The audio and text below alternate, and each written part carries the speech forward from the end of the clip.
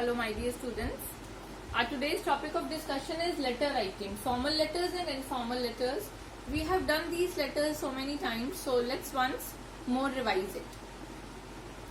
See, what are formal letters? Formal letters are written formally. Formally means they are written to the schools, they are written to the government offices, private offices, or to somebody, like we show respect formally, right? And informal letters are written to friends, families and relatives.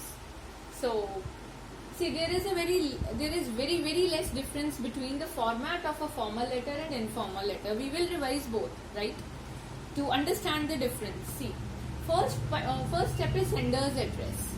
Now if I talk about sender's address, it is written in informal letter. It is compulsory to write an informal letter. But in formal letter, if you are writing a sick leave, there is no need, because sick leaves you write to your school's principal. So there is no need of writing sender's address. But if you write it, it is not at all wrong. So second step is the date. We write date in both kind of letters. And the correct format of writing date is like we write on our whiteboards every day in school. Like for example, 16 August 2021 or August 16, 2021.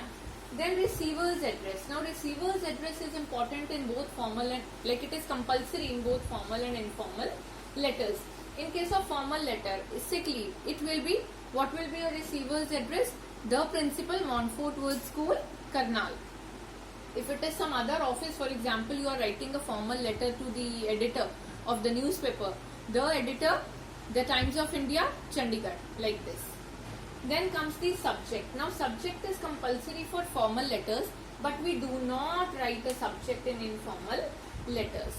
Subject is written in one line. It is very precise. It is very brief. For example, subject, sick leave for 3 days. So this way it is written. Coming to salutation. Salutation in formal letters, it is respected sir, respected ma'am, dear sir, dear ma'am. And in informal letter, it can be dear friend, dear papa, like this.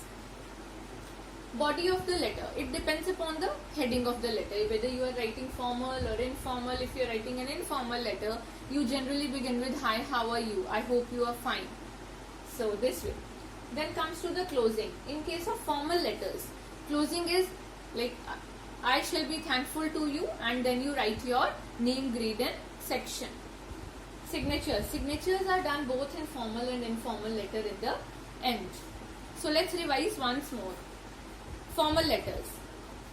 It is either there is a choice of writing sender's address or you cannot write it.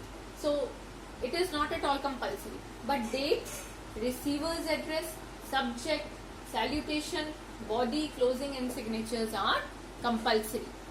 Coming to informal letters. In informal letters, this is compulsory. You have to write sender's address, date, receiver's address, but you cannot write subject in informal letter. You will not write it. Salutation, body, closing and signature. Refer to the PDF for example and practice other headings also.